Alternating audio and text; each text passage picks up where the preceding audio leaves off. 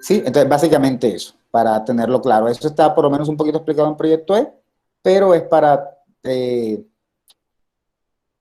tener mayor claridad, ¿no? Entonces, el día de hoy vamos a comenzar recordando, solo recordar en los siguientes 3 minutos, 5 minutos, algunos de los conceptos ya vistos para que vayan quedando lo más claro posible. No quiero confusiones. Epistemología, ya sabemos. ¿Quién me dice que es epistemología?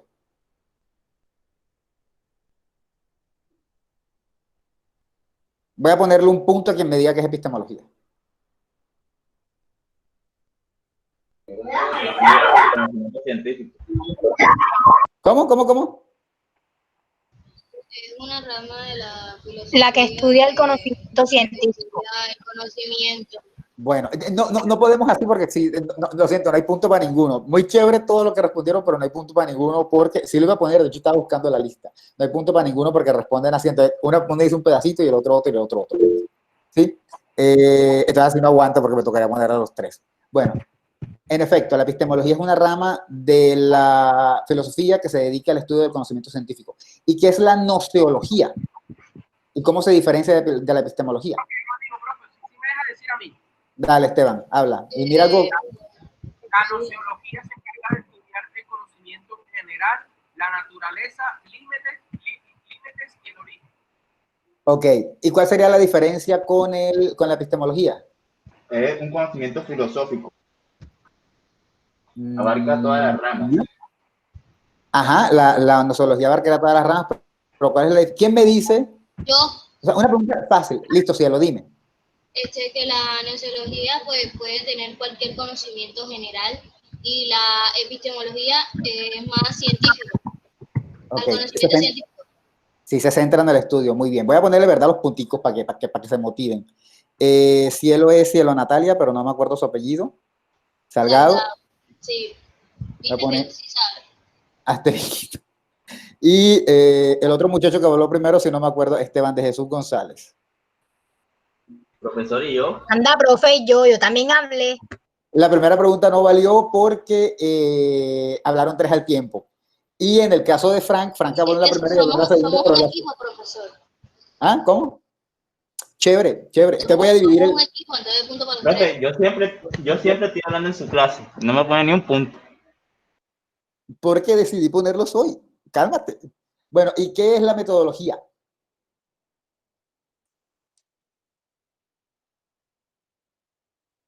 ¿Nadie sabe? Qué triste. Yo sé, pero sí. No, pero ya no. La ciencia que estudia los métodos. No es la ciencia, es una disciplina que estudia los métodos. Disciplina que estudia los métodos. Bien. Sería Yerlin, pero ojo con eso.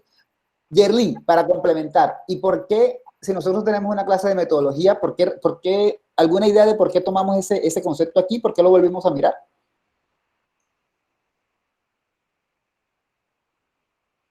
Yerlin. Sí, espérese, que lo tengo todo anotado. Ok. Es muy fácil. Profe, porque es el camino, o sea, es el camino por donde uno, o la forma como uno llega a los estudios o a la forma de explicar las cosas. Muy bien, Luis Felipe, pero ¿por qué trajimos el concepto aquí? ¿Qué queríamos al traer ese concepto aquí? La metodología nos da las pautas para realizar como tal la investigación de esa epistemología que sería la evaluación del conocimiento científico. Déjalo así, Yerlin.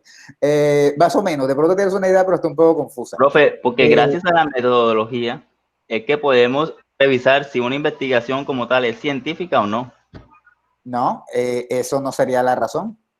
Pero la metodología solo nos dice cuál es el camino, como de alguna manera nos decía el señor Lorduy, Luis Felipe Anaya, como también nos decía Yerlin. La verdad es que la razón por la que la trajimos a la clase, teniendo nosotros nuestra propia clase de metodología, es simplemente para establecer una diferencia con la epistemología.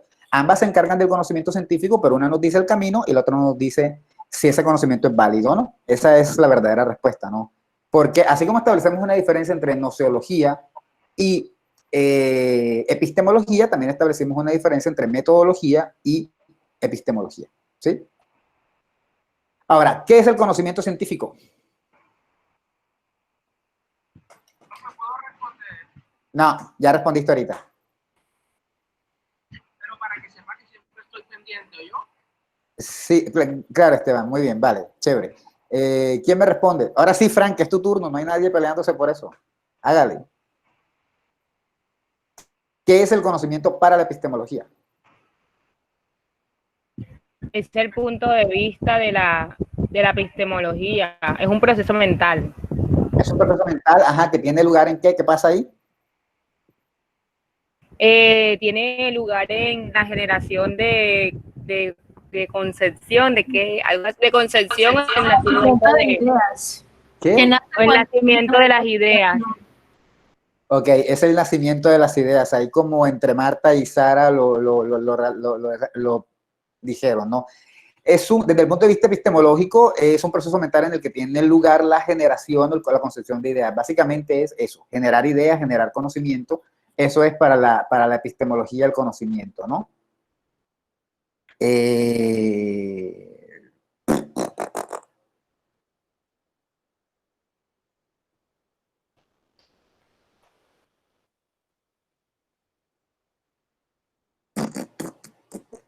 No encuentro por aquí, no veo. Un segundo. Aquí está. Sí, bien.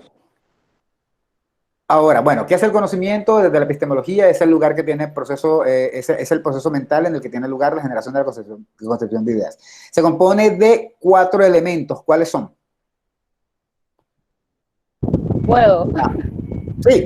Eso sí me lo sé. Sí, dime, sí. Tenacidad, autoridad, ciencia y... Ay, me falta uno.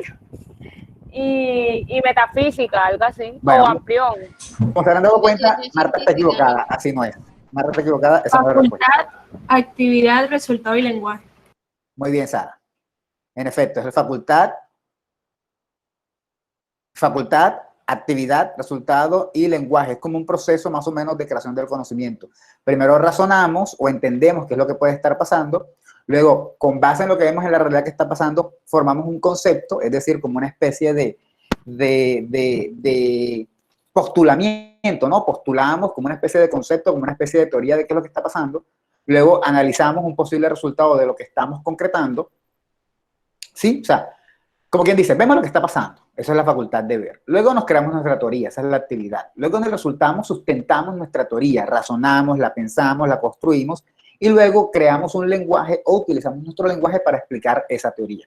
Eso es una manera un poco así como simplista de decirlo, ¿no? Bueno, yo no diría que simplista, como complicada de decirlo.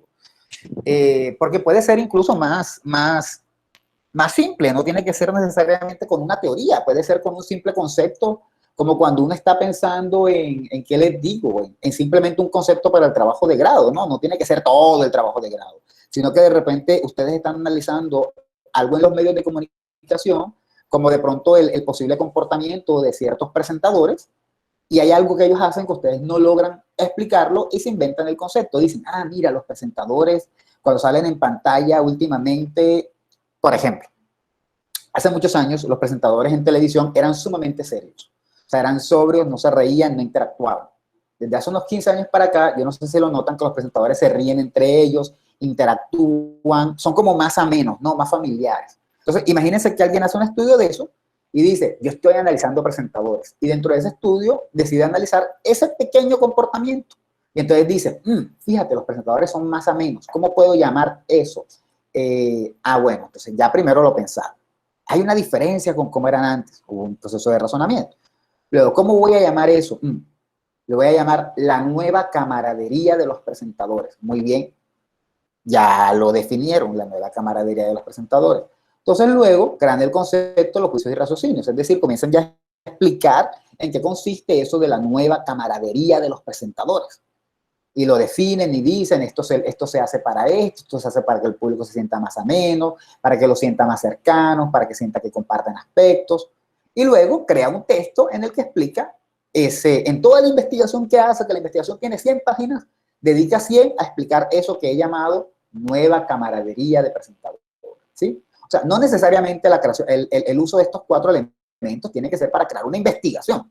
Puede ser simplemente para un pequeño concepto que están desarrollando. Incluso, No tiene que ser necesariamente para una investigación. Puede ser un concepto que están diseñando para la clase. Si yo les digo, para el día de mañana, quiero que miren los noticieros y se fijen en algo que les parezca interesante. Y ustedes lo hacen y alguien nota eso y ya, escribe su paginita y ahí está creando un concepto nuevo desde el punto de vista epistemológico. No tuvo que hacer una investigación, solo hizo una pequeña observación y ahí lo notó. Esto se aplica para una investigación grande de 500, 1000 páginas, toda una vida, o se aplica para la creación de un simple concepto que queremos aplicar de pronto en nuestros trabajos académicos, ¿no? ¿Está claro eso?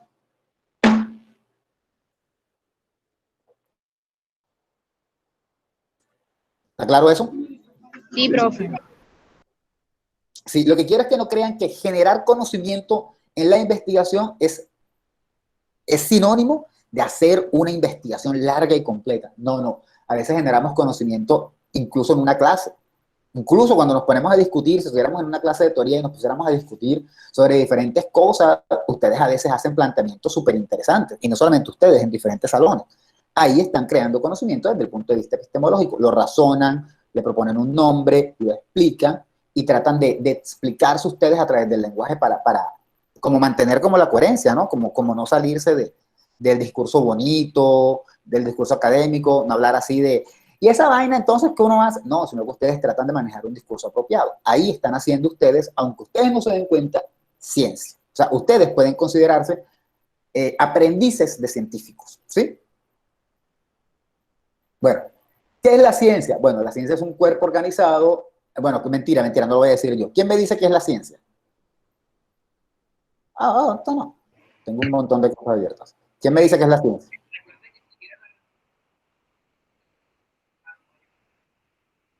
¿Alguien? ¿Nadie? ¿No? ¿Lo puedo decir? Profe, yo. No, otra persona que no sea Yerlin porque Yerlin habló. Profe. Dime, María Carolina. Diana. La ciencia es un cuerpo organizado, sistematizado de conocimientos que hace uso de leyes generales y en ella se ven métodos y pruebas. Muy bien. Yo creo que a este paso a mí me están dando como ganas de hacer un parcial así bien agresivo porque yo veo que están muy súper, o sea, están que uno no los puede ni retar, ¿no? Debería yo hacer eso. Muy bien, María Carolina. Están de un nivel así alto. Bueno, bien, en efecto, como nos decía María Carolina, la ciencia es un cuerpo organizado, sistematizado de conocimientos que hace uso de leyes o principios generales. En un conocimiento acerca del mundo, bla, bla, bla. Nos interesa eso. Es un cuerpo organizado y sistematizado de conocimientos. Un conocimiento que hemos ido creando y un conocimiento que ha sido probado. ¿Cómo se desarrolló ese conocimiento? ¿Quién me dice? O sea, ¿cuáles fue? Así, para que fuera sistematizado, tuvimos que haber tenido en cuenta una ¿qué? ¿Unos qué? Una teoría, profe. No. Unos métodos. Unos métodos, muy bien, unos métodos estrictos, con unos datos, en efecto, creo que nos dijo Cielo, pero sobre todo unos métodos que nos permitían sistematizar para crear el conocimiento. Ahora, para que la ciencia sea ciencia, tuvimos que haber utilizado un método para llegar a ese conocimiento. ¿Y quién nos dice que ese conocimiento es válido? ¿Quién nos dice si es válido o no? ¿La metodología? No. La técnica. No. La epistemología. Evidentemente la epistemología, si es la que se encarga del estudio del conocimiento científico, la que nos va a decir si ese conocimiento que se generó en esa ciencia es válido y tiene sentido, es la epistemología. No sé si se equivocaron a propósito, pero de todas maneras lo del parcial era un chiste, ¿no? De pronto ustedes dijeron, uy, me voy a equivocar para que no haya parcial. No. Sí, profe, eso fue juego. Ok. Bueno, decimos que ese conocimiento que se genera puede alcanzar un acuerdo universal, es decir, puede entenderse para todo el mundo como el mismo concepto, como cuando hablamos de planetas, de naturaleza, y se hace para justificar presuntos conocimientos y creencias, lo que nosotros suponemos. Entonces puede lograr un acuerdo universal, pero recuerden que en ciencias sociales no siempre el acuerdo es universal. En ciencias sociales a veces el acuerdo es del grupito con el que estamos trabajando. Por ejemplo, si estamos hablando de presentadores así a menos, quizás solamente tendremos que hablar de Colombia, no sabemos si en los demás países pasa. Si estamos hablando de cultura y de cultura del folclore y del viaje y de la risa, entonces podríamos hablar, Esteban, te voy a cerrar el micrófono porque hay como una interferencia tuya, lo siento, gracias. Si estamos hablando así de la cultura sabrosa y tal, que le gusta la fiesta y todo el cuento, de pronto nada más estaremos hablando de la costeña. Entonces, a veces ese conocimiento puede ser universal, es decir, se aplica a todo el mundo, o puede que nada más se aplique a un pequeño grupo, ¿sí? Decíamos aquí, bueno, decíamos que hay por lo menos 2 tipos de ciencia. ¿Quién me dice? Las exactas y las sociales. Una persona, ¿cómo? Bueno, la escuché. Una persona que no haya hablado, ¿quién me dice? Profe, las ciencias sociales y las ciencias exactas.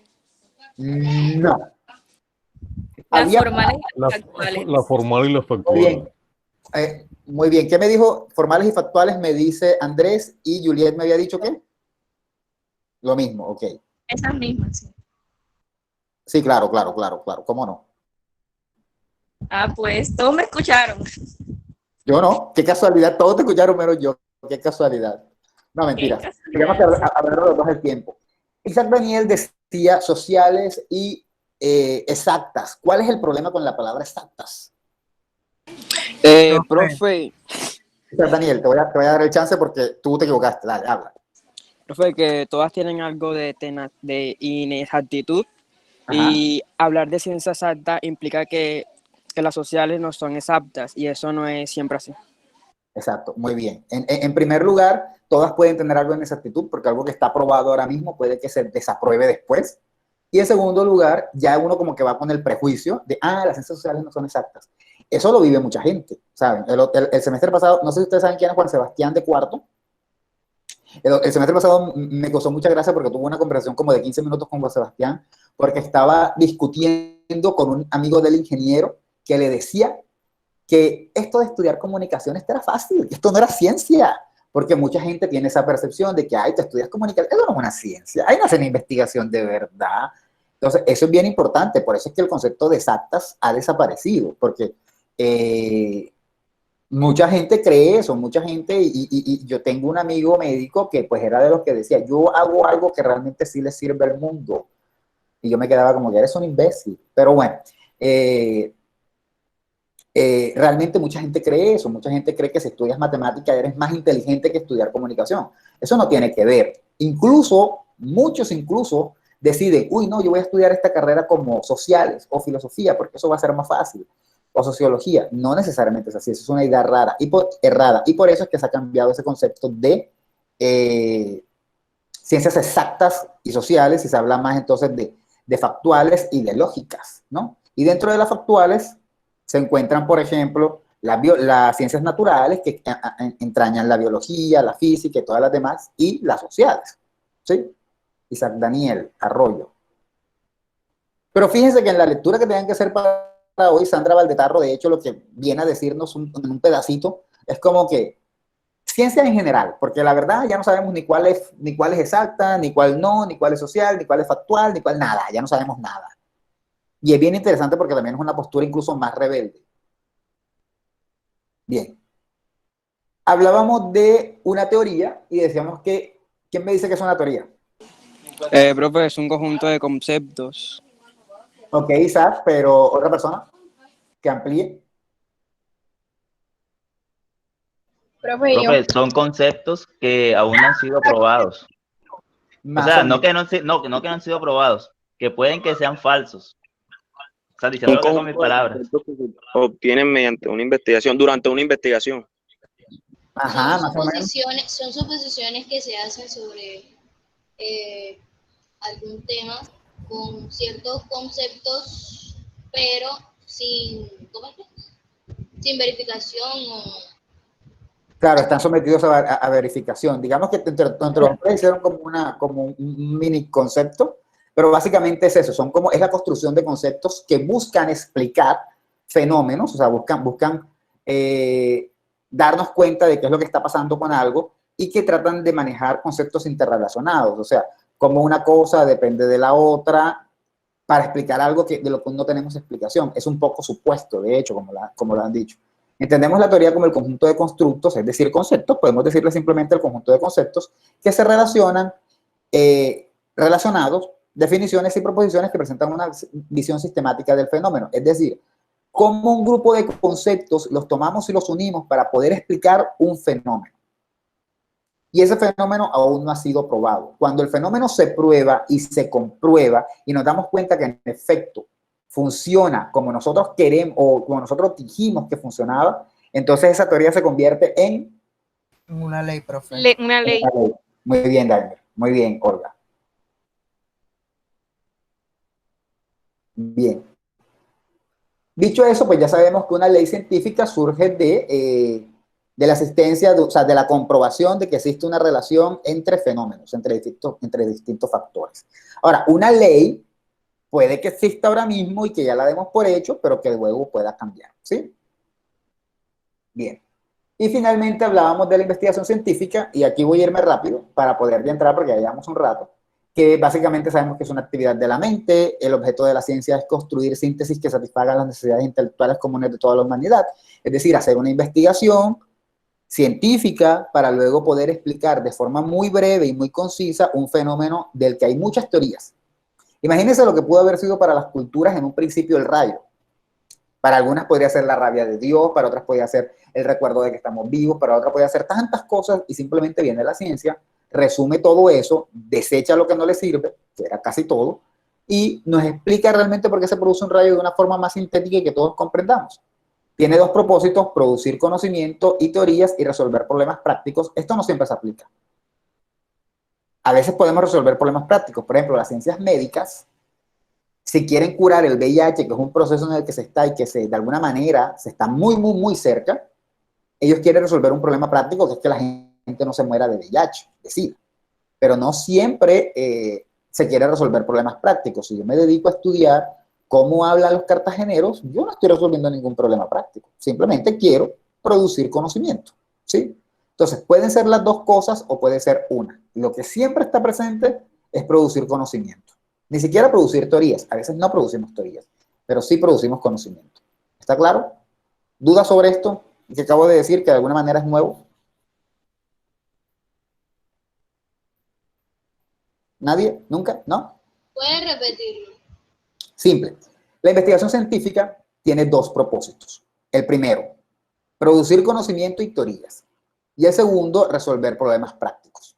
Esos son, se supone, los dos propósitos de investigar, de hacer una investigación, de que ustedes hagan su trabajo de grado.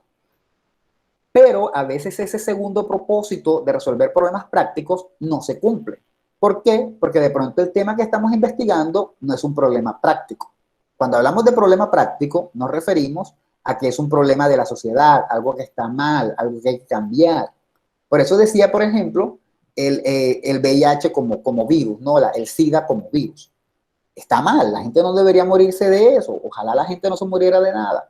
Entonces, hay mucha investigación científica en torno a cómo curar el VIH y eso produce conocimiento y teorías. Pero también quiere resolver un problema científico, un problema práctico, perdón. La investigación para la vacuna del COVID también quiere resolver un problema práctico. Las investigaciones sobre medio ambiente y calentamiento global, pues quieren producir conocimiento, pero también quieren resolver un problema práctico, porque es que no queremos que el planeta se siga calentando, porque no queremos que haya una segunda, o sea, bueno, de que va a haber el cambio climático es evidente, pero no queremos que sea tan rápido, ¿sí? Entonces, esas son investigaciones que producen conocimiento y resuelven un problema. Pero a veces, muchas veces, sobre todo en ciencias sociales, hay investigaciones que solo producen conocimientos y teorías, que no hay ningún problema. Si yo me pongo a estudiar cómo pronuncian las palabras los cartageneros, yo no voy a resolver un problema, porque ustedes no tienen ningún problema. El costeño no tiene ningún problema. Yo solo quiero producir conocimiento, ¿sí? Básicamente eso. A veces ni siquiera produzco teorías, sino solamente conocimiento, cómo informar, como para informar y poder decirle al mundo, el cartagenero habla de esta manera. Simple. ¿Está claro?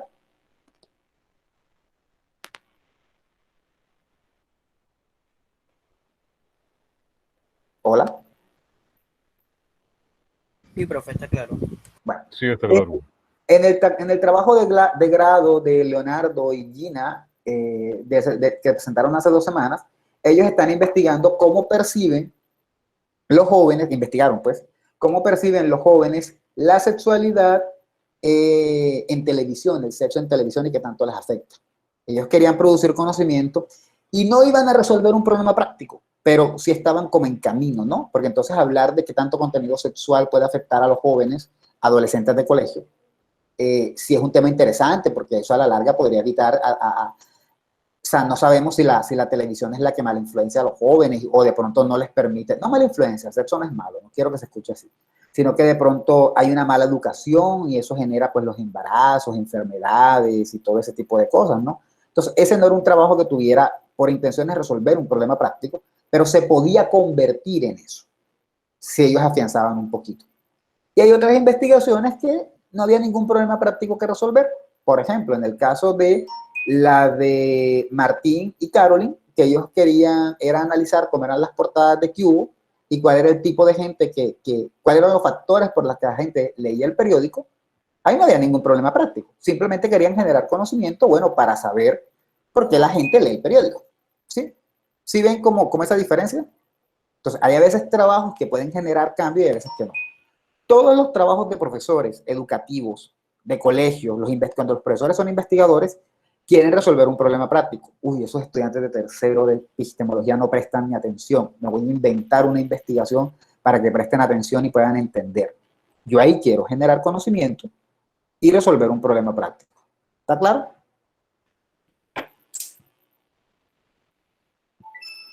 ¿Sí? Profe, que el internet de Juan Jiménez está malo, entonces se fue a la clase por eso. Ok, vale. No sé quién es Juan Jiménez, recuérdame quién es Juan Jiménez. Ah, Juan Jiménez, claro, sí. Vale, no hay ningún problema. Y cerramos, bueno, ya también decimos que hay unas características, tiene que ser sistemática, controlada, empírica, amoral, pública y crítica. Cuando decimos amoral ese me importa mucho, uno no puede dejarse llevar por lo que uno siente cuando está haciendo la investigación. Empírica, porque la hacemos en el momento, perdón, porque la hacemos con datos, pública, porque todo lo que hacemos lo damos a conocer. Una vez me dio mucha rabia, porque hablé a la Universidad de Cartagena, perdón, a la Universidad de Medellín, o de Buenos Aires, no me acuerdo.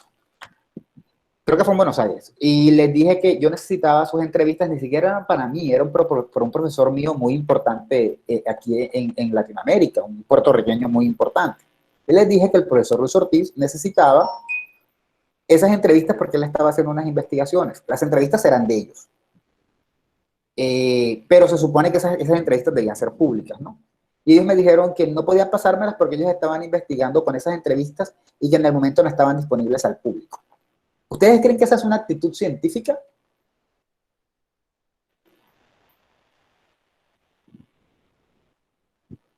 Voy a repetir el caso por si acaso se perdieron. Había un proyecto de investigación en toda América en el que se iban a recoger entrevistas de cómo habla la gente. En Buenos Aires, Argentina, recogieron su corpus, un grupo de investigadores. Digamos que yo y ustedes con mis estudiantes recogí mi corpus y lo tenía yo en mi computadora. Me escribió una persona, que en este caso fui yo, para decir, mira, para que nos prestes las entrevistas porque el profesor Luis Ortiz quiere hacer un trabajo sobre eso, sobre cómo hablan en Argentina. Quiere compararlo con cómo hablan en Puerto Rico y cómo hablan en Colombia. Y la persona me respondió que no, porque esas entrevistas ellos las estaban utilizando y preferían mantenerlas reservadas en el momento.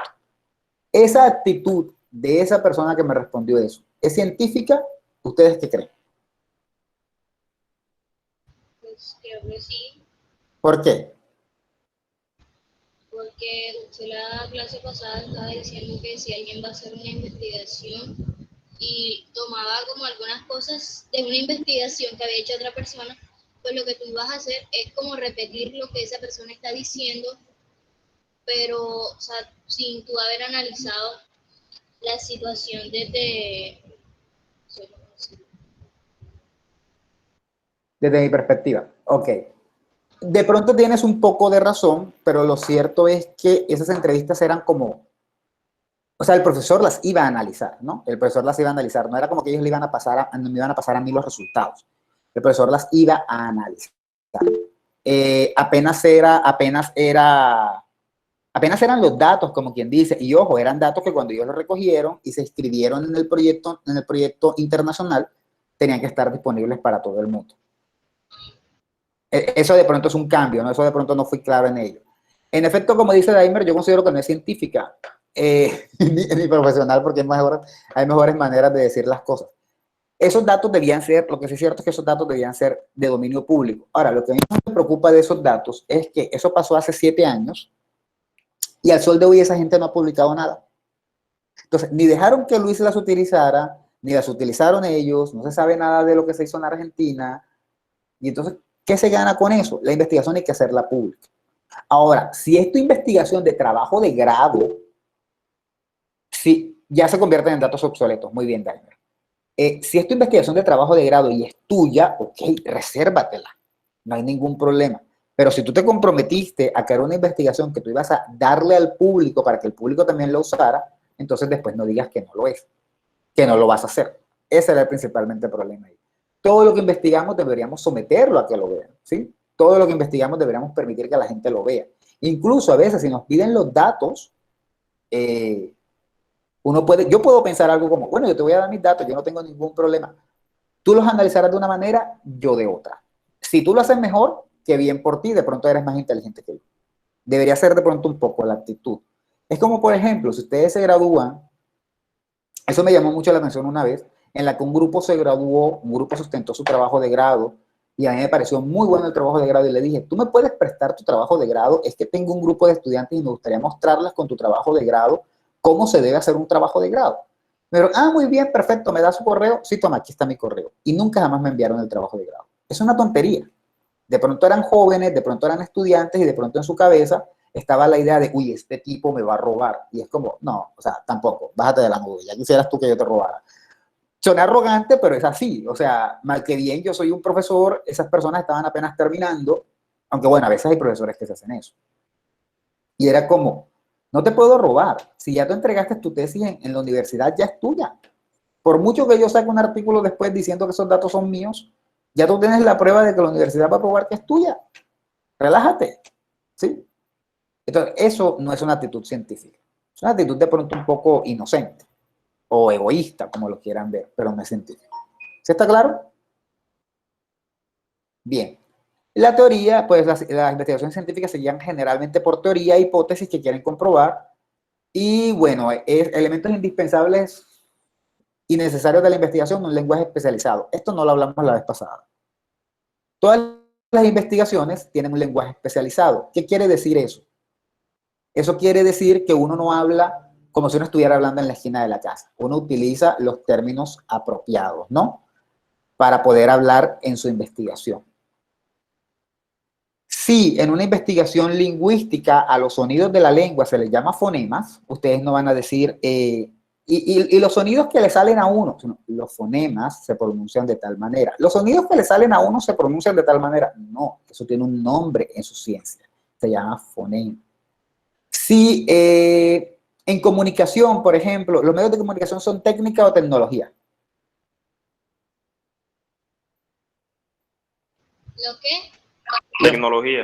Muy bien, los medios de comunicación son tecnología. Entonces, si ustedes están escribiendo su trabajo de comunicación, no vengan a poner como los aparatos que permiten la comunicación. No, las tecnologías que permiten la comunicación. Ahora, si están hablando de los aparatos como el televisor, las técnicas que nos permiten la comunicación. Estamos hablando ya de la creación del producto, las tecnologías de la comunicación. No van a decir los canales por donde sale la comunicación, las emisoras por las que sale, no, las tecnologías por donde sale la voz del locutor, qué sé yo, ¿sí? O sea, utilizar la terminología apropiada. Cuando un grupo de gente, bueno, las noticias muchas veces llegan al público y el público se las cree todas. Este grupo de gente actúa de esta manera de forma alineada. Grupo de gente. No hay una palabra en comunicación que define mejor cuando hay un grupo de gente que se deja manipular toda. ¿Cuál sería? Masa. Exacto. Entonces, ¿para qué carajo vas a decir grupo de gente? Dígale su palabra correcta. Masa. Muy bien. Exacto. Eso que ustedes están haciendo, que me están corrigiendo, eso es utilizar un lenguaje especializado. Mucha gente a veces se preocupa y dice, anda, pero yo no me sé el lenguaje especializado. Yo de eso no sé. Sí te lo sabes, aunque tú no te des cuenta. Sí te lo sabes. Cuando hablas de... yo estoy haciendo un estudio y espero que el conocimiento que hago sea válido. Entonces me estás hablando de epistemología. Puedes decir, yo estoy haciendo un estudio y espero que sea epistemológicamente correcto. uy, qué lindo como lo dijiste. Ese lenguaje ustedes lo van adquiriendo. Eso no es como un glosario que uno se aprende. ¿Está claro? Y cuando uno redacta, tiene que conservar ese lenguaje. ¿Sí? ¿Dudas? Este era un recuerdo de la vez pasada y creo que está bastante claro. Yo creo que están muy duros en este punto. Vamos lento, pero creo que seguro y eso es muy importante. Y entonces ahora nos vamos. Y ahora nos vamos a... Dame un segundo.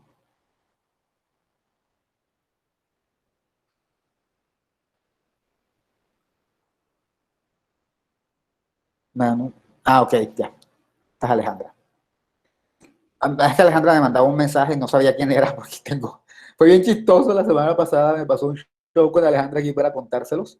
Resulta que tengo una sobrina que se llama Alejandra y mi hermana me dijo que le prestara el celular porque iba a llamar a mi sobrina y llamó, entiendo que llamó a Alejandra, la Alejandra de este salón. Entonces ahora yo estaba confundido porque no entendía por qué mi sobrina me estaba diciendo profe, pero es que es Alejandra, la Alejandra de su salón. Bien, dicho eso, me da risa porque Alejandra me llamó como a las 2 horas, me escribió como a las 2 horas para decirme quién fue la persona que me llamó de su celular para decirme que le hablaba a su mamá. O sea, fue porque mi hermana le dijo como que, hola Alejandra, y ella le dijo, sí, ¿con quién hablo? Y mi hermana le dijo, con tu mamá, ¿con quién más vas a estar hablando? Y Alejandra se quedó como, ¿what? ¿De qué estás hablando? ¿Quién es esto? Si mi mamá está aquí, la estoy viendo. En fin, continúo. Bueno, ahora nos vamos a hablar de la fundamentación epistemológica de la comunicación. ¿Qué tiene que ver eso? Bueno, ya nosotros hemos estudiado y ya hemos visto que hay una epistemología, todo eso. Entonces, obviamente, por cada ciencia hay o hubo un estudio epistemológico, un planteamiento epistemológico.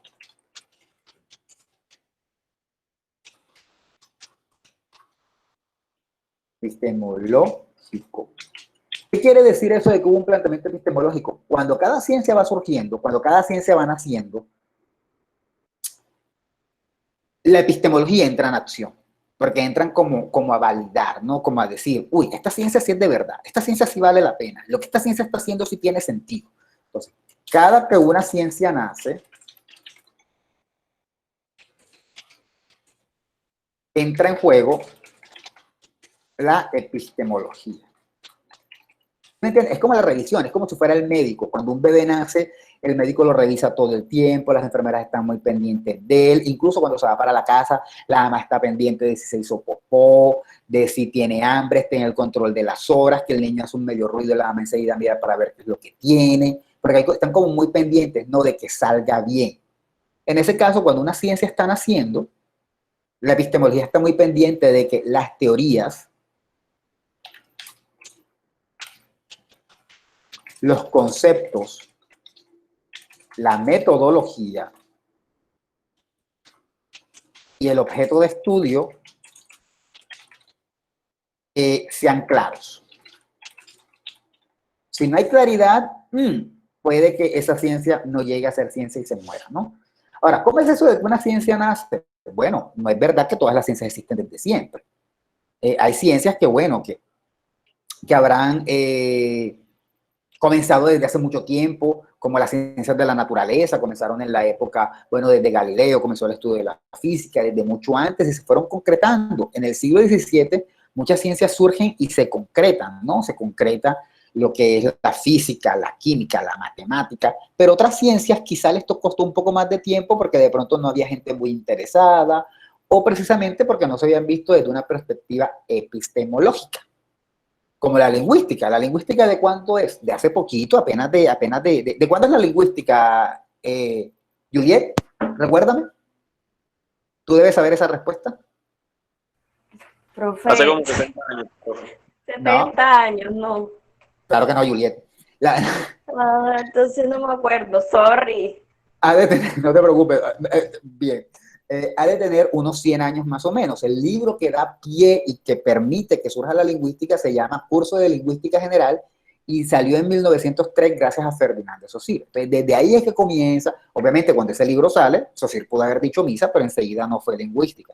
Unos años después, como ya en 1911, ya comienza a concretarse. El punto es que la lingüística debe tener unos 100 años. Otras disciplinas como la antropología son del siglo XIX. Entonces, generalmente una ciencia nace y siempre van a ir naciendo ciencias. La cibernéutica, por ejemplo, obviamente, yo no sé si ya es ciencia, pero si lo es reciente, porque obviamente todo este mundo de las redes y todo es bastante nuevo, ¿no? Entonces, a medida que el mundo va cambiando, van surgiendo nuevas ciencias y así una y otra. Dicho eso, cada que una ciencia nace, la epistemología entra en juego. Y a veces, cuando la ciencia ya es muy adulta,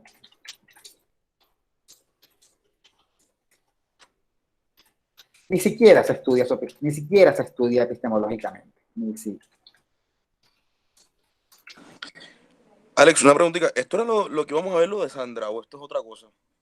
Estoy introduciendo a Sandra.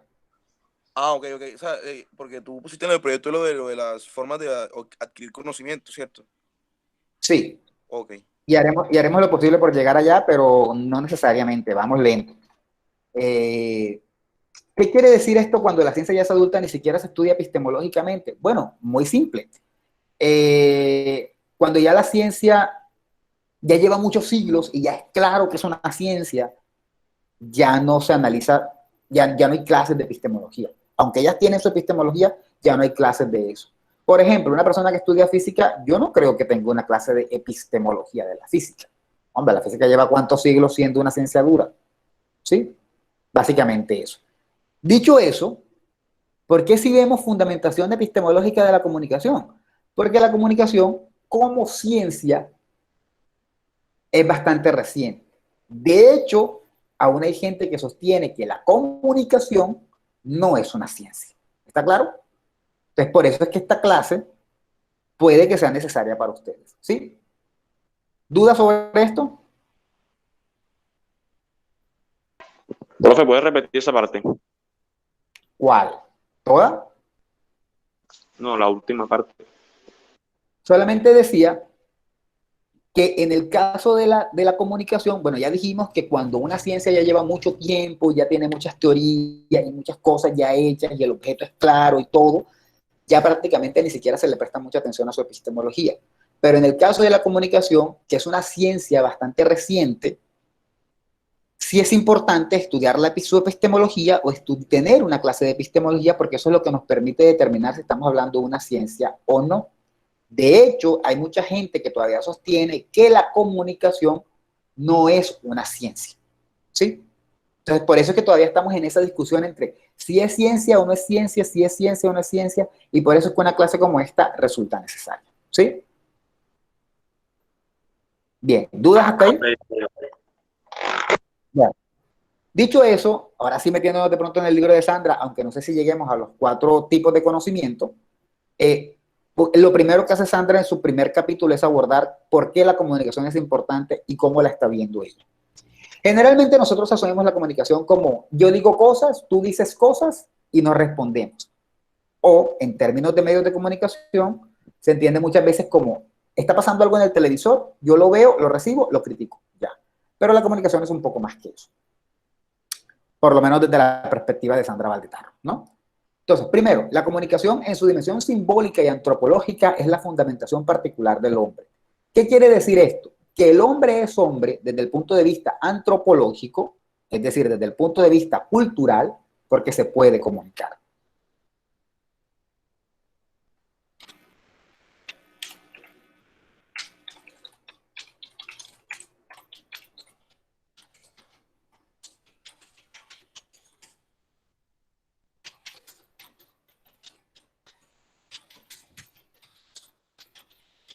Ya claro, bueno, yo no, Sandra aclara que desde el punto de vista cultural, bueno, porque obviamente el hombre tiene otras cosas que lo hacen hombre, ¿no? O sea, su propia naturaleza, su biología, todo eso lo hace hombre, pero desde el punto de vista cultural, lo que hace al hombre a hombre, diferente de otras especies, es su capacidad de comunicación, ¿sí? Ahora, eso desde el punto de vista así, antropológico, de la comunicación interpersonal. Sin embargo, cuando ya comenzamos a hablar de medios, tenemos que pensar que la comunicación no es solamente una característica fundamental del hombre, sino que también es una mercancía. Profe, ¿Sí? con hombre se refiere a humano, ¿no? Humanos, claro, sí, humanos, tiene toda la razón. Gracias, Juliet, por la aclaración de género. En efecto, sí, por hombre me refiero a humano. Pero aparte de eso, aparte de que la comunicación, desde el punto de vista antropológico, es la fundamentación particular del humano, también es cierto que la comunicación es una mercancía. Aquí me faltó una N. La mercancía, pues, tiene la labor de nombrar, es decir, con la comunicación, cuando nosotros nos comunicamos, nombramos las cosas y de esa manera establecemos un tipo de contrato con aquello con lo que estamos nombrando y con la sociedad. Si yo le llamo a esto regla, esto es un tipo de contrato, estoy utilizando esa palabra como una mercancía para nombrar este objeto, ¿sí me están viendo? Para nombrar este objeto y ofrecérselo a los demás. No ofrecérselo como vendido, sino como para poder establecer la comunicación con el otro. Cuando alguien me dice, pásame la regla, utilizo el término regla, la palabra regla, como un tipo de mercancía para nombrar un objeto y que yo le pueda entender. Entonces, siempre que nosotros nos estamos comunicando e intercambiando ideas, es como si estuviéramos intercambiando mercancías. Yo les doy mi conocimiento mientras hablo, entre comillas, y ustedes me pagan con su atención. Entonces, hay un tipo de negociación siempre que nos comunicamos. ¿Está claro? ¿Está claro eso? ¿Dudas? Algo ¿Ninguna? así como un canje. Exacto. Por eso es que hay es como un mercado, como esto de lo que llamaban antes, sí, es un canje, es como un trueque. Hay un trueque, lo que llamaban antes trueque, cuando antes de que existieran las monedas había un trueque. Entonces también hay un trueque comunicativo. E incluso yo hablo, ustedes escuchan, prestan atención y luego ustedes preguntan o responden o me cuestionan. Eso es un trueque. La comunicación es una mercancía. Yo te doy algo, tú me das algo. Dicho eso, podemos hablar de que hay un mercado de comunicación. Y ese mercado de comunicación no solamente corresponde a la parte ya de dos personas hablando, sino que ya también tiene que ver con los medios, ¿no? Y lo de arriba, lo de que la comunicación es una mercancía, también se aplica a los medios. La televisión me da algo y yo le ofrezco algo, crítica, atención, agradecimiento, lo que sea. En ese sentido, es que podemos hablar de un mercado de comunicación.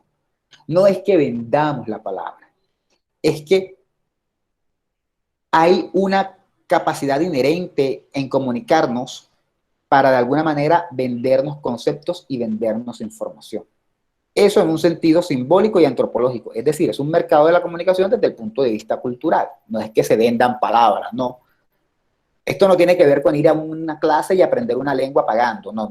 Es como esta actividad comunicativa, como la actividad comunicativa nos permite canjear cosas. Por eso hablamos de un mercado de la comunicación que abarca diversas actividades que usan la capacidad comunicativa inherente como fuerza productiva. Es decir, hacemos muchas actividades. ¿Y cuál es el recurso de esas actividades? Nuestra comunicación. Cuando el chico conquista a la chica con palabras, o sea, tú sabes, se hablan, el tipo se vende como lo más buena onda del mundo, generalmente lo hace a través de la comunicación. ¿Cómo? Su fuerza productiva, no entiendo. Su fuerza productiva, su pala para laborar es la comunicación. Y todo, no todo. O sea, si yo doy la clase y yo no logro transmitir bien mi mensaje, entonces mi pala para participar en ese mercado lingüístico no funciona, ¿sí? Por eso hablamos de un mercado lingüístico, porque nuestra comunicación nos permite de alguna manera vendernos y lograr cosas. No solamente que nos escuchen, sino también lograr cosas, ¿sí? Ahora, ese mercado lingüístico se ha ido moviendo en los últimos años, no solamente a la comunicación interpersonal. En los últimos 100 años, los medios de comunicación han explotado y ese mercado ha crecido. Ya no solamente nos comunicamos con las personas que tenemos al lado, sino que nos comunicamos con personas a miles y miles de kilómetros de distancia. Ahí entran los medios de comunicación masivos, que es a lo que ustedes se dedican, ¿sí? Y como ese mercado comunicativo ha crecido tanto, porque ahora hay 1000 maneras de comunicarse, es por eso que cada día se necesita de una formación profesional más amplia. Es decir, por eso es que cada día necesitamos comunicadores que se dediquen a eso. Hace, ¿qué diré yo? Hace 60, 70 años, no mentiras, hace 90 años, cuando apenas los medios comunicaban, posiblemente a nadie le interesaba estudiar comunicación, porque no había mucho.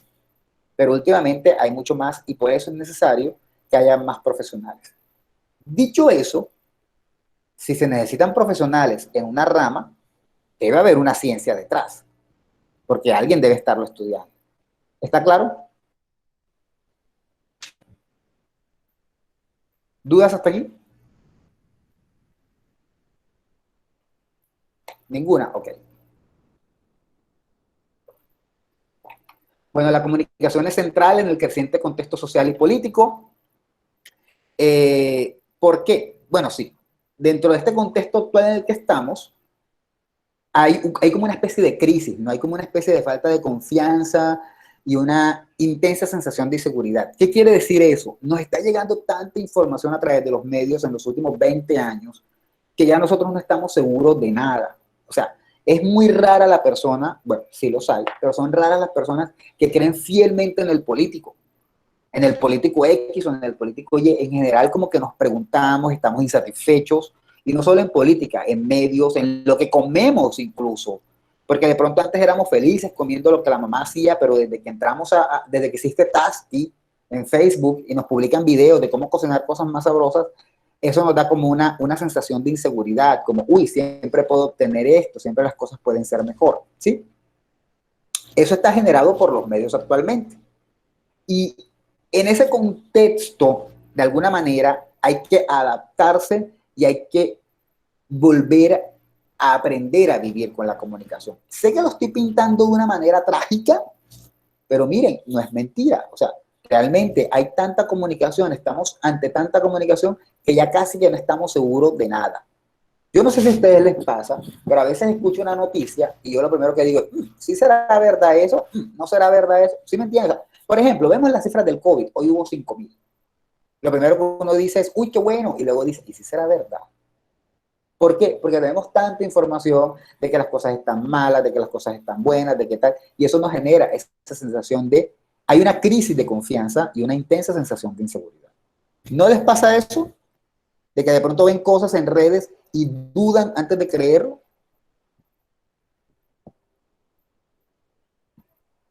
Sí. Sí, profe, porque también hay fuentes en las que dicen algo y hay otras en las que se están contradiciendo, entonces lo confunden a uno. Claro, e incluso puede que las fuentes sean oficiales, las más oficiales, pero igual eso se genera. Entonces, en ese contexto social y político, en esa sociedad, obviamente la comunicación viene a entrar en juego, porque es la comunicación la que nos va a permitir, de alguna manera, satisfacer esas demandas, esa curiosidad que tenemos, esa insatisfacción, la que nos va a permitir que nos volvamos a adaptar y que volvamos a aprender a confiar, y la que nos va a permitir de pronto determinar qué es la comunicación. ¿Sí? Entonces, es la comunicación la que va a, como dice aquí, a producir creencias y generar confianza y acuerdos. Por eso, cuando los medios se ponen de acuerdo en cuanto a una noticia, nosotros terminamos creyéndola mal o bien, porque ahí como que la comunicación se hizo efectiva y logró transmitirnos una información que aparentemente sería verídica. ¿Sí está claro lo que estoy diciendo? Es decir, reestructuro mejor. Cuando ya no hay tanta diversidad, sino que parece que todo se encamina a un mismo punto, ya uno comienza a sentir que la comunicación que uno está recibiendo es verídica. ¿Sí? Por ejemplo, una explosión en...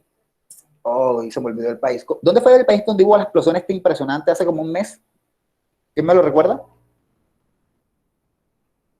Creo que es en Líbano. En Líbano, muy bien.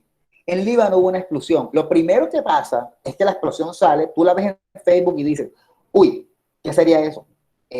Un grupo terrorista, el mismo gobierno, una bomba atómica, y comienza a hacerte un montón de preguntas. Ahí comienza esa inseguridad y comienzan los medios a decir, puedo ser esto, puedo ser lo otro, tal grupo, nadie se lo ha adjudicado, pero luego cuando se llega a una conclusión y se determina que esto fue por una cosa de explosivos que administraba el gobierno y que no tenía la suficiente seguridad, ya ahí en ese sentido se nos genera calma, porque ya sabemos cuál es la verdad, y quién se encargó de alguna manera de satisfacer esa necesidad, la comunicación. Si bien es cierto, la comunicación generó la crisis, también se encargó de satisfacer la necesidad. En ese sentido, es que es necesario estudiar comunicación, porque es la comunicación, los medios de comunicación, bueno, estudiar comunicación, perdón, es lo que va a permitir que uno pueda volver a confiar en lo que uno está viendo. Y ustedes como comunicadores tienen que ser críticos, tienen que pensar más allá de lo que simplemente les dicen que tienen que transmitir. ¿Está claro? O sea, su trabajo se esperaría que es que fueran críticos, no que fueran repetidores de información. Eso no siempre pasa porque si en el trabajo te obligan, ni modo. ¿Está claro? Bien, ¿dudas hasta ahí? Exacto, eso no es fácil, Daimer. ¿Por qué no es fácil? Profe, pienso que ante todo está como que siempre los jefes de X medio, ante todo está primero el dinero y obviamente ellos van a preferir no dañar la reputación de, digamos, que el gobierno por solo mantener al pueblo informado como debería ser. Entonces, eso sí, más que todo en eso. Ese es uno de los principales problemas. Hay que vincularse a medios que de alguna manera te permitan por lo menos opinar. O sea, Semana es un medio, sin duda alguna, un medio que también es de la derecha, pero por lo menos hay María Jimena Duzán tiene la oportunidad de hablar mal del gobierno y no pasa nada. A veces no siempre funciona así, es difícil, pero siempre hay que ser crítico. Ahora, no siempre hay que hablar mal del gobierno, si el gobierno ha hecho cosas buenas, el punto es ser críticos, porque eso se necesita. El comunicador crítico es el que puede generar la confianza en la comunicación. ¿Sí? Profe, sobre todo aquí puede ser porque los empresarios son los dueños de los medios, entonces a ellos les favorece estar en la misma línea del gobierno y no perjudicarlos tanto porque el gobierno de alguna forma también puede reestructurar algunas leyes que los beneficien a ellos como empresarios. Sí, exacto, como empresarios, sobre todo leyes relacionadas con impuestos, eso es cierto. Por eso digo que lo ideal es buscar medios que de alguna manera den un pequeño espacio, que no son muchos, pero es una tarea difícil. Siempre hay que ser crítico, siempre hay que generar la confianza, e incluso a veces dentro de la misma, no siempre tiene que ser irse en contra del gobierno, como decía, se puede generar confianza incluso cuando, oye, lo que pasó con el gobierno es cierto, ¿no? Han habido cosas que el gobierno ha hecho que la gente se ha ido a criticar y a criticar y a criticar, y yo soy de los que piensa que, oye, no, pero esto no estuvo mal hecho, o sea, esto estuvo bien, cálmate, bájale dos. Entonces, dependiendo del tipo de comunicador que son ustedes, así generan la confianza en la gente. Si son un comunicador que siempre está hablando cháchara, no generan la confianza. Pero si ustedes son comunicadores serios, y por ejemplo, son un comunicador serio, siempre están hablando mal del gobierno, el día en que ustedes hablen bien del gobierno, la gente de pronto les cree. ¿Por qué? Porque dicen, no, si este man siempre le está tirando al gobierno y hoy está hablando bien, debe ser porque tiene razón. Entonces, es eso, generar confianza, que ustedes se vuelvan en personas de confianza. Pero eso es otro tema. Eso es otro tema que quizás es bonito abordarlo para no perder de vista lo que ustedes se dedican. Pero bueno, dicho todo eso, ahora viene la pregunta del millón. Ok, la comunicación debe estudiarse. Ya, no nos quedó duda. Ya respondimos esa pregunta. ¿Debe estudiarse la comunicación? Con todo lo que he dicho, la respuesta obvia es sí. Porque de hecho se necesitan profesionales de comunicación, son necesarios. La pregunta del millón ahora es, ¿y la comunicación es una ciencia? Y ahí viene la rascada de cabeza, ¿no? Como que, o sea, sí hay que estudiar la comunicación, pero ¿y si es una ciencia? Si es un objeto de estudio, si se puede estudiar. Mira, no sé, realmente no sé. Entonces, de entrada, tenemos que entender algo. La comunicación como facultad humana, se puede abordar desde diferentes dimensiones y perspectivas, básicamente de diferentes teorías. Por ejemplo, la filosofía, la filología, que es un tipo de estudio de la lengua un poco más clásico, más basado en relaciones, la lingüística, que es la que se encarga, todos sabemos, se encarga del estudio de la lengua desde el punto de vista de su forma y la manera en cómo se presenta, perdón. Es decir, se encarga del estudio de la lengua estructural y funcionalmente. Cómo se estructura y cómo funciona. Son las dos corrientes centrales de la lingüística. Estudio del lenguaje, básicamente. La antropología, estudio de culturas. Sociología, estudio de comunidades más amplias, de sociedades, comportamientos sociales más particulares. La política, pues estudio de mecanismos políticos, de leyes, y psicología, estudio de alguna manera de la psiquis del hombre. En todas estas disciplinas, en algún punto se ha estudiado la comunicación. Por ejemplo, en la lingüística, si estamos estudiando la lengua, claro que estudiamos la comunicación, porque de alguna manera el fenómeno que se produce a través de la lengua es la comunicación. En la filosofía se estudia el para qué nos sirve el lenguaje, para qué nos sirve comunicarnos, filosofía del lenguaje. En antropología, cómo hay una relación entre la cultura y las lenguas. En psicología, cómo se genera en el cerebro el lenguaje y cómo se llega a producir. En sociología, cómo la lengua varía entre grupos. Y así, todas estas disciplinas, en algún punto, en algún libro, si ustedes compran un libro que se llama Sociología, va a haber un capítulo en que se va a llamar Sociología del lenguaje, porque todas lo estudian, todas estudian la comunicación. El verdadero problema es que no todas lo estudian de la misma manera. Y como no todas lo estudian de la misma manera, entonces aquí viene un problema. Y entonces, ¿cómo estudiamos la comunicación? Como lo hacen los filósofos, los filólogos, los lingüistas, los antropólogos, los sociólogos, los políticos, los psicólogos, y pare de contar, porque hay otros pocos que también estudian el lenguaje y la comunicación. El verdadero problema aquí es que en este grupo de disciplinas, la comunicación no es el objeto de estudio. Ellas tienen otro objeto de estudio. En la filosofía, de alguna manera, es el pensamiento, el lenguaje. En la filosofía, son de alguna manera las lenguas, por decirlo de alguna manera. En la lingüística sería el lenguaje. En la antropología, el objeto de estudio es la cultura. La sociología, la sociedad. En la política, pues la política. Y en la psicología, la psiquis humana. Profe, una pregunta. Dime. Ya que usted está diciendo que la comunicación no es el objeto de estudio en esa ciencia porque se estudia de diferentes maneras, ¿me podría dar un ejemplo de algo que es objeto de estudio como para ubicarme? Porque no le entendí esa parte.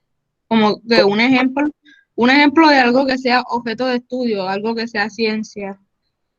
O algo Por así, ejemplo, pero era más o menos lo que estaba diciendo. ¿A qué se dedica la antropología? Se dedica a estudiar la cultura. Es decir, el objeto de estudio de la antropología es la cultura del hombre. ¿Sí? No sé si eso responde a tu pregunta. Si no, me dice, yo vuelvo a hablar. Profe, lo Sí. que yo entendí es que todas esas que están ahí tienen su tema que les interesa. Su tema central, ¿cierto? Pero Sí. ¿cómo es que es? La comunicación. La comunicación en general tiene como un pedacito de cada una de esas, o sea, se compone de todas esas. No se compone de todas esas, sino que todos esos objetos, todos esos temas centrales tienen un poquito de comunicación. Y entonces por eso la comunicación se viene por ahí para abajo, ¿sí? O sea, por ahí para abajo significa, lo siento, por ahí para abajo en mi jerga, significa, tienen que estudiarlo un poquito, porque pues la comunicación tiene de todas esas, ¿no? Perdón, todas esas tienen algo de comunicación. Uno no puede estudiar cultura e ignorar la comunicación. Uno no puede estudiar la sociedad e ignorar la comunicación. A eso me refiero. ¿Quién me iba a decir algo? Profe, yo estuve pensando mientras ustedes hablaban que en realidad la comunicación no sería una ciencia, sino más bien el complemento de cada una de esas disciplinas que usted había mencionado anteriormente. Puede ser un complemento, eso es cierto. De hecho, hay dos posturas. Hay una postura que dice que la comunicación no puede ser ciencia, y hay otra postura que dice que sí puede ser ciencia, que es la de la autora del libro. Es un poco ambigua la técnica. Yo sí entiendo lo que ella quiere decir, pero siento que se salta un poquito la ciencia, pero es válido. Pero sí, es cierto, mucha gente considera que la comunicación en sí misma no podría ser una ciencia, sino que la comunicación está presente, es como una cosa transversal, ¿no? Atraviesa todas las ciencias de alguna manera. ¿Quieres saber de la comunicación desde el punto de vista cultural? Ve a la antropología. ¿Quieres saber de la comunicación desde el punto de vista estructural? Ve a la lingüística. ¿Quieres saber de la comunicación desde el punto de vista de los usos sociales? Ve a la sociología. ¿Quieres saber de la comunicación desde el punto de vista de manipulación política, de dominación como herramienta de dominación? Ve a la política. Si quieres saber, ¿se me entiende? Como que de lo que quieres saber de la comunicación, hay una ciencia que ya lo ha hecho. Pero ojo, esas ciencias no tienen como objeto de estudio la comunicación, sino otro. Para terminar de responderle a Ana Gabriela, a eso me refiero con objeto de estudio. Es el tema central que interesa a una ciencia. Eso es un objeto de estudio. ¿Sí? Por ejemplo, En la zoología, el objeto central me imagino que son los animales, no viene por su, o sea, y así sucesivamente. O sea, cada disciplina tiene, cada ciencia tiene algo del mundo que le interesa principalmente. A la lingüística le interesa el lenguaje, pero exactamente su funcionamiento y su estructura. No es todo el lenguaje. ¿Sí? Dicho esto, sí, profe. Nos quedamos como que, sin embargo, en estos casos la comunicación no es el objeto de estudio, sino una dimensión de la ciencia o disciplina de que se trate, es decir, una parte, un aspecto que se puede tocar. Dicho eso, la pregunta del millón es, ¿y entonces la comunicación puede ser una ciencia aparte, que uno diga aparte comunicación y el objeto de estudio es comunicación? ¿Y qué es la comunicación? Tenemos un problema, la comunicación es muchas cosas. Lo que es en filosofía, que es relación del pensamiento, lo que es en antropología, todo eso es comunicación. Y entonces, bueno, ahora vamos a hablar de cómo la comunicación funciona como ciencia. Pero antes, vamos a hacer una pequeña aclaración de qué cosas debe tener una ciencia para ser ciencia. Eso ya lo vimos un poquito al inicio de la clase, pero vamos a recordarlo ahora. Antes, ¿qué cosas que nos permiten?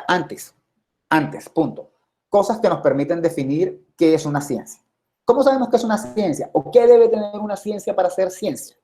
Debe tener un objeto de estudio, que sería como el tema, aquello a lo que le interesa, que es eso que se estudia y que tiene unos límites marcados. Por ejemplo, en la lingüística, el objeto de estudio es el lenguaje. Y los límites son estructura y funcionamiento. Ya que representa culturalmente, ya eso se escapa. ¿Sí? Entonces uno dice, mi objeto de estudio es la tecnología. Y los límites son estos y estos. A veces en la comunicación es difícil decir eso. Por ejemplo, en la antropología, mi objeto de estudio es la cultura, entendida como los comportamientos y rituales que el hombre realiza. Ya, aclaré que era. Entonces, toda ciencia debe tener un objeto de estudio delimitado, es decir, que tiene límites marcados. Hipótesis. Esa ciencia debe tratar de explicar cómo funciona ese objeto de estudio. Si mi objeto de estudio es la cultura, yo debo tratar de explicar a través de hipótesis cómo es la cultura, cómo funcionan las culturas. Y los métodos, bueno, son más o menos parecido a lo de metodología, son las estrategias que me permiten a mí confirmar las hipótesis para poder decir cómo funciona el objeto.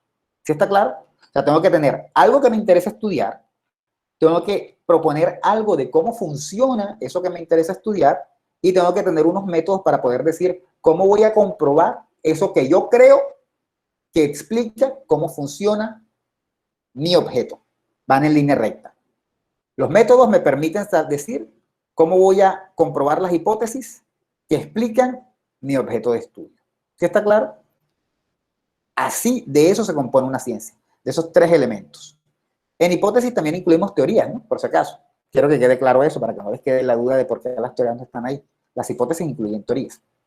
Entonces, tengo que tener qué voy a investigar, cómo me imagino yo que funciona eso que está investigando y qué voy a hacer para poder comprobar lo que yo me imagino. Esos son los tres elementos que definen la ciencia. ¿Sí? ¿Dudas? ¿Dudas antes del quiz? ¿Ninguna? Bien. Ahora, dicho todo lo anterior, dicho que todas estas disciplinas estudian la comunicación, pero no como el objeto central, ya sabiendo nosotros que para hacer ciencia tiene que haber un objeto de estudio concreto, ¿por qué hablamos de la comunicación como una disciplina? ¿Por qué tenemos materias que se llaman comunicación? ¿Y por qué entonces sería necesario establecer una epistemología de la comunicación? Bueno, si ya sabemos que la comunicación parece que no es una teoría, ni una ciencia, ni nada. Parece que es una cosa ahí que todo el mundo la tiene, pero no es nada. Al final es tantas cosas que uno no sabe ni qué es. Entonces, ¿por qué necesitamos todo esto? Bueno, para comenzar, hay gente que supone o dice que sí, que en efecto, la comunicación sí puede verse como una ciencia o por lo menos como una disciplina. Y que sí tiene un objeto de estudio concreto. Y hay otros que dicen que no, otros que están en contra. Vamos a hablar primero de los que están en contra. ¿Está claro?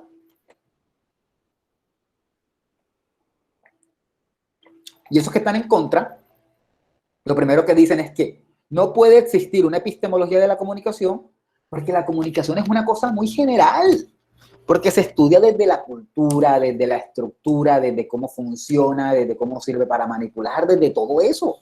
Entonces no puede haber una cosa, uno no puede hablar de comunicación y pensar que va a estudiar una sola cosita, que es muy difícil, ¿sí? Eso plantean los que están en contra. ¿Dudas hasta ahí?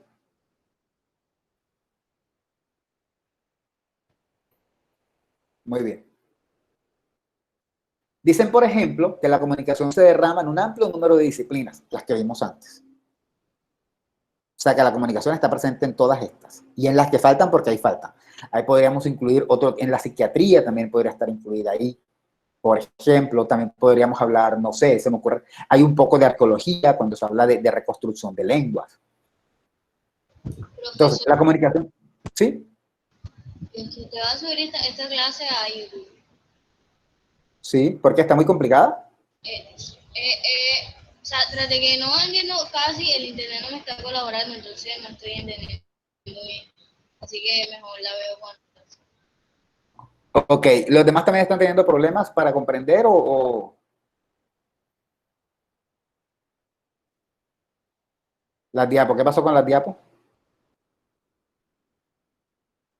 ¿No se entiende las diapositivas? Supongo que es que le subo las diapositivas también. Ah, ok. Bueno, las diapositivas no dicen mucho. Entonces, bueno, ya sabemos, voy a retomar un poquito, ya sabemos la comunicación está presente en muchas disciplinas. Lo que queremos en esta clase es decir, la comunicación es una ciencia. Nos cuesta un poquito porque la comunicación está repartida en muchas partes y no es claro cuál sería su objeto de estudio. ¿Qué estudiaría? Sí, la comunicación, pero ¿y hasta dónde? ¿Y desde dónde? ¿Y qué cosas de la comunicación? No sé, no tengo claro, me perdí. ¿Sí?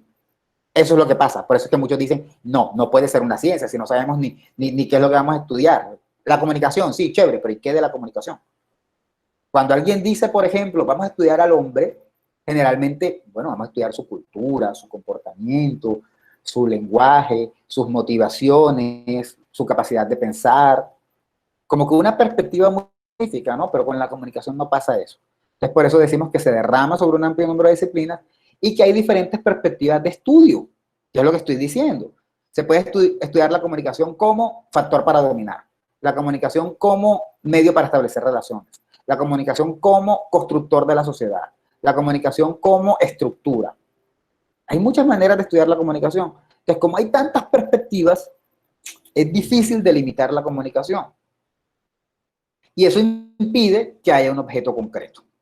¿Sí? ¿Sí se van dando cuenta cómo todo, los que pueden, por favor, cómo todo va relacionándose? Si no sabemos dónde acaba ni dónde termina, si no sabemos qué vamos a estudiar concretamente, no tenemos un objeto concreto. La comunicación, pero, ajá, la comunicación, ¿de qué? ¿Con qué? ¿Cómo? ¿Qué? ¿Con qué se come? ¿Cómo? ¿Qué? ¿Sí? Entonces, esta gente lo que dice es, si quieren decir que la comunicación es una ciencia, ok, díganlo, pero no digan que tiene un objeto porque no lo tiene. Y solamente será una ciencia porque se ganó un conjunto de derechos porque hay carreras de comunicación. Es decir, es como una cosa circular, ¿no? Como una cosa circular. Como decir, la comunicación es una ciencia porque hay carreras que estudian comunicación.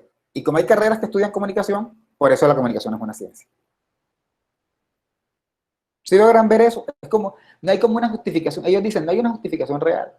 La verdad es que, si quieren llamarla ciencia, llámenla ciencia.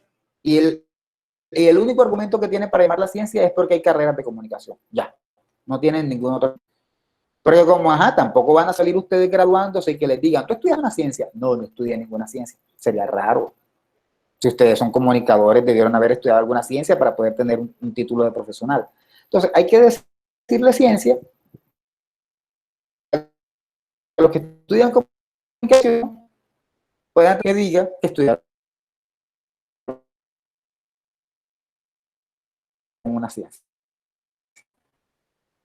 Eso dice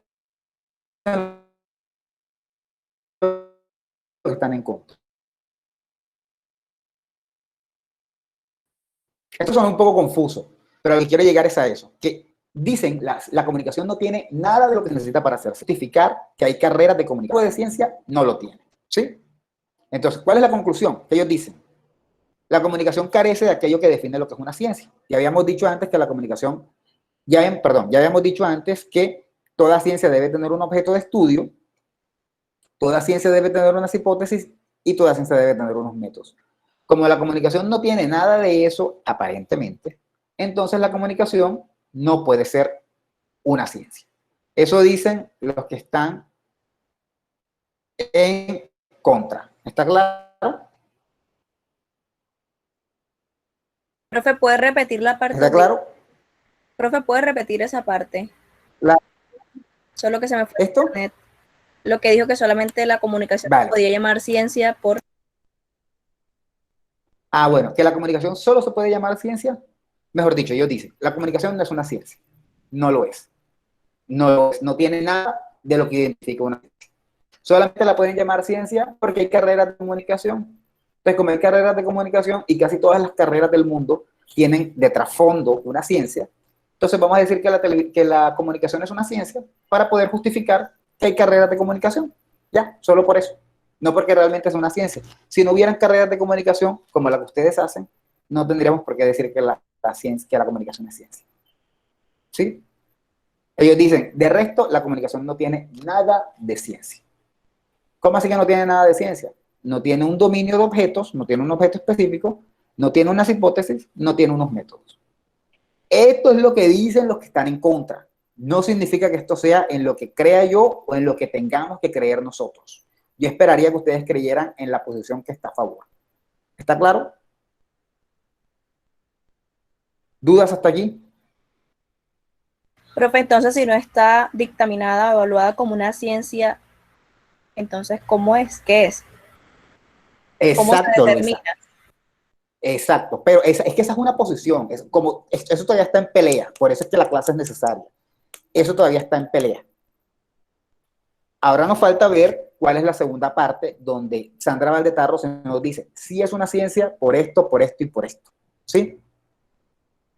Sandra nos dice, sí hay un objeto concreto de estudio. Claro que hay un objeto concreto de estudio, es que no estamos hablando de la comunicación en general, estamos hablando de los medios. Entonces, eso lo vemos ahora. Primero quería mostrarles la cara amarga y luego la cara buena.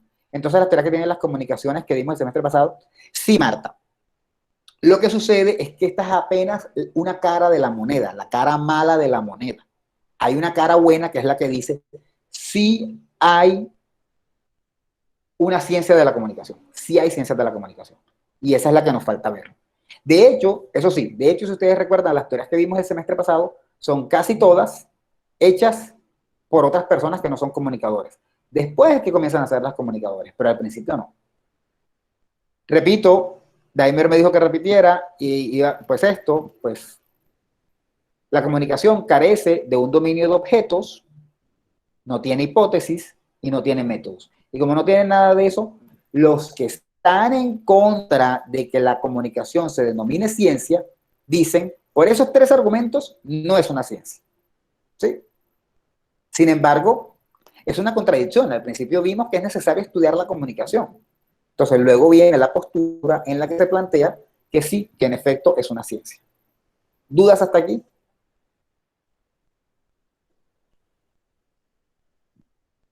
¿Dudas? Profe, es complicado. ¿Por qué se les complica? No es que no complique, no es que complique, solamente que está muy enredado.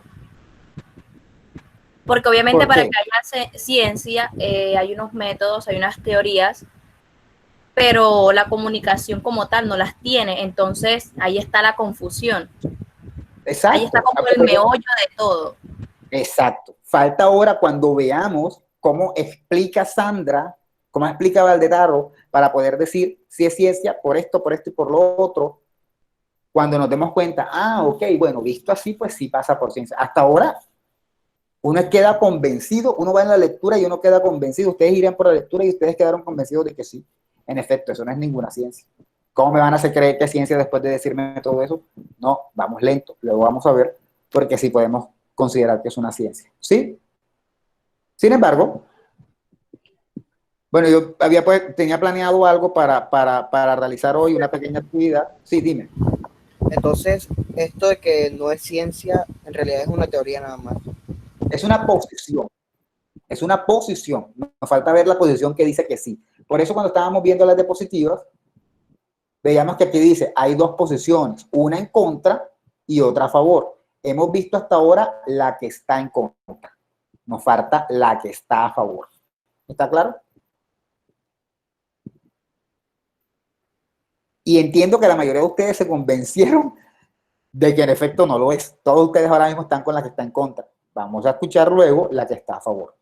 Me imagino que ya será para la próxima clase, porque ya no quiero embutirles más conocimiento por hoy. Y para cerrar, pues les iba a compartir, esto lo iba a poner a mitad de la clase, pero al final no lo hice. Les voy a compartir un link para que lo resuelvan y es básicamente un crucigrama de conceptos. Me hacen el favor, todos lo hacen y cuando lo terminen, quiero una foto de la resolución, ¿sí? Si no se les abre, me dicen para tirarle una piedra a la página donde lo hice porque se supone que tenía que llegarles. ¿Lo pueden abrir? Sí, profesor, una página que tiene 10 minutos. Sí, dice que tiene 10 minutos. Entonces, ustedes lo resuelven, lo hacen, le toman una foto y me lo mandan. ¿Por dónde se envía? En la carpeta, vamos a ponerlo en la carpeta. ¿Se acuerdan de la carpeta? O sea, le toman la foto, ustedes le toman la foto y me lo mandan en el transcurso de la noche, porque no corriendo, ¿no? Vamos a ponerlo en la carpeta que tenemos, pero tenemos es una carpeta de teoría, ¿verdad? Perdón, de tenemos una metodología, carpeta la de carpeta. Profe, disculpe, me perdí. ¿Cómo así? ¿Qué es lo que vamos a hacer? un link que les mandé para hacer una sopa, es una sopa de letras, no es un crucigrama, para confirmar los conceptos que ya hemos visto, ¿no? Básicamente Ok. eso. Y bueno, vamos a ponerlo, lo ponen en la carpeta de Richard de la Web. ¿Quién es este? Lo ponen en la carpeta de metodología y yo me encargo de organizarlo después. Yo sé que está ahí, yo me encargo de organizarlo después, nada más para verlo. Esto es como una actividad, nada más para comprobar quiénes la hicieron. Diría que me la mandaran al WhatsApp, pero luego se llena, ¿no? Entonces, mejor no. No, mentira, Profe, hay que enviárselo ahora. O sea, lo hacen ahora y me mandan la foto en lo que resta de la noche.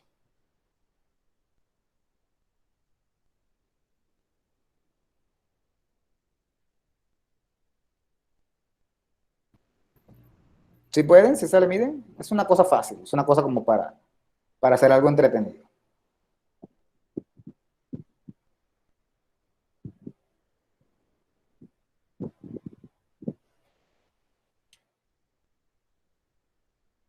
Vamos a ponerle aquí actividad de episte.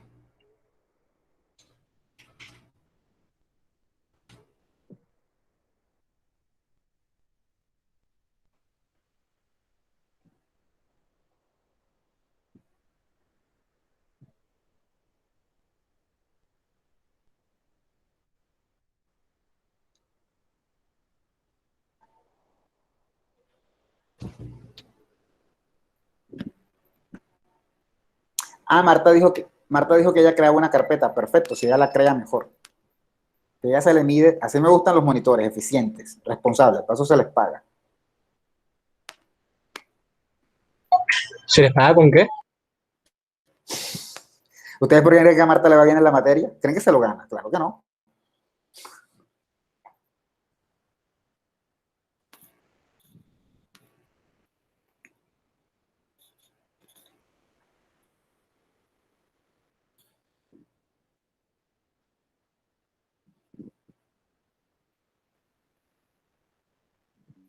Jason, ¿tú crees que todos los puntos son para ti?